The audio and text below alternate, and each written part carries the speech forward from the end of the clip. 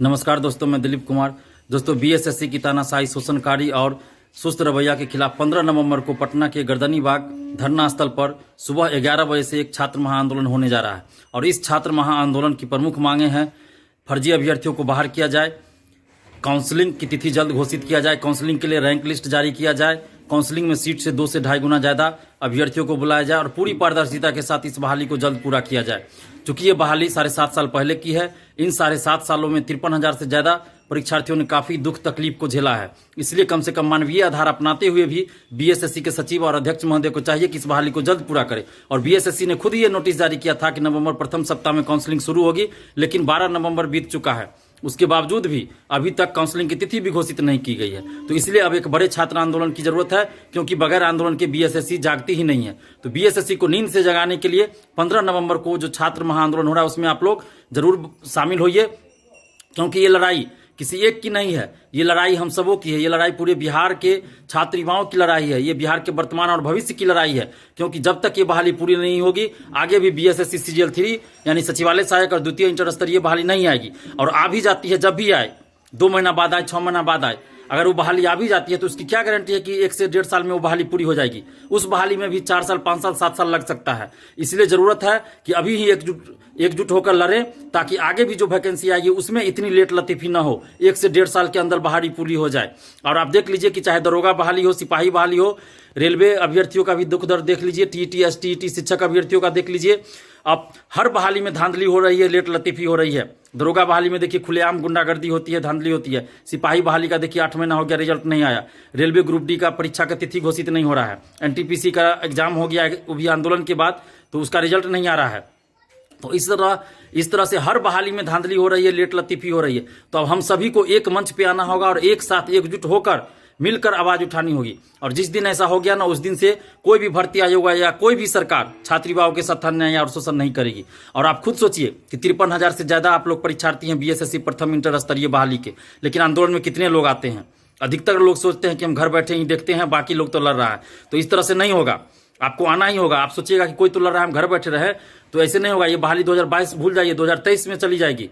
अगर आप चाहते हैं कि ये बहाली जल्द पूरी हो और नवंबर में काउंसलिंग हो जाए, तो आपको 15 नवंबर को आना ही होगा, अन्यथा ये बहाली 2023 में चली जाएगी। और आप खुद सोचिए, जब मैं आप लोगों के साथ कदम से कदम मिला के लड़ रहा हूं, सड़क पे उतर रहा हूं, जबकि मुझे इस बहाली से व्यक्तिगत रूप से तो कुछ लेना देना नहीं है, लेकिन आप लोगों को इस बहाली से नौकरी लेनी है। उसके बावजूद भी अगर आप घर बैठे रहते हैं तो ये बड़े दुख की बात होगी।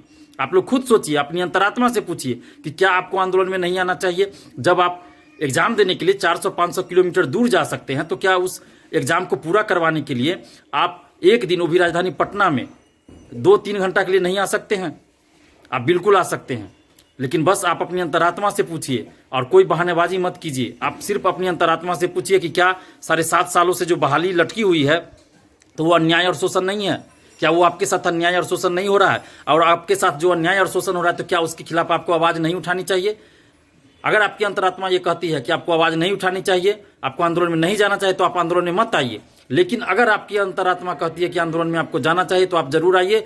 और आप चाहे जिस जिले से भी हैं, आप आंदोलन में आइए और कोशिश कीजिए कि अपने जिले से ज्यादा स्टूडेंट्स को साथ जोड़े और एक साथ गुट बनाकर आए, ताकि एकजुटता प्रदर्शित हो। और आप जरूर आइए। अगर आप नहीं आते हैं तो फिर आगे आने वाली पीढ़ी आपसे सवाल करेगी कि जब इतना बड़ा अन्याय और शोषण हो रहा था तो आप चुप क्यों थे? तो उस समय आपको शर्मिंदगी महसूस होगी, आप चुप रहिएगा, आप कुछ नहीं बोल पाइएगा। लेकिन अगर आप आंदोलन में आते हैं तो आप अच्छी तरह से कह पाइएगा, पूरे गर्व के साथ कह पाइएगा कि हम लड़ते थे, हम आवाज उठाते थे, हम आंदोलन में जाते थे। लेकिन अगर आप घर बैठे रहे तो फिर आप शर्मिंदगी का सामना करना पड़ेगा उस समय। तो ऐसा मत कीजिए, क्योंकि ये लड़ाई, मैंने पहले भी कहा, वर्तमान और भविष्य की लड़ाई है। ये अन्याय और शोषण के खिलाफ लड़ाई है। तो इस चुप मत बैठिए, आप आइए। और जिस जिला से भी आप हैं, आप जरूर आइए। ये मत सोचिए कि हमारा जिला नजदीक है कि दूर है। जब आप एग्जाम देने जा सकते हैं तो यहाँ क्यों नहीं आ सकते? और बीएसएससी के सचिव अध्यक्ष महोदय से हम कहना चाहते हैं कि आप बार बार झूठ पे झूठ जो बोल रहे हैं, तो ये आपके पद की गरिमा के खिलाफ है।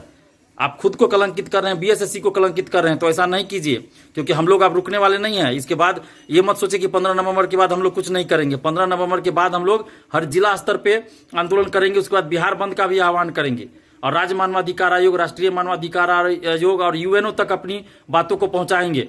तो इसलिए आप जल्द से जल्द ये सब जो मांग है उसको पूरा कीजिए, फर्जी अभ्यर्थियों को बाहर कीजिए, काउंसलिंग की तिथि घोषित कीजिए, काउंसलिंग के लिए रैंक लिस्ट जारी कीजिए और काउंसलिंग में 2 से 2.5 गुना ज्यादा अभ्यर्थियों को बुलाइए और पूरी पारदर्शिता के साथ बहाली को पूरा कीजिए।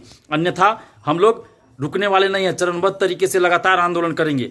और आप तमाम परीक्षार्थियों से भी हम आग्रह कर रहे हैं, बिहार के समस्त छात्र छात्राओं से आग्रह करें कि आप लोग 15 नवंबर को प्लीज हर हाल में पहुंचिए। आप कोई बहानाबाजी मत कीजिए, क्योंकि ये हम सबों की लड़ाई है और मिलकर लड़ना होगा। अन्यथा ये बहाली 2023 तक चली जाएगी और हर बहाली में आगे भी जो बहाली आएगी उसमें भी इसी तरह लेट लतीफी होती रहेगी।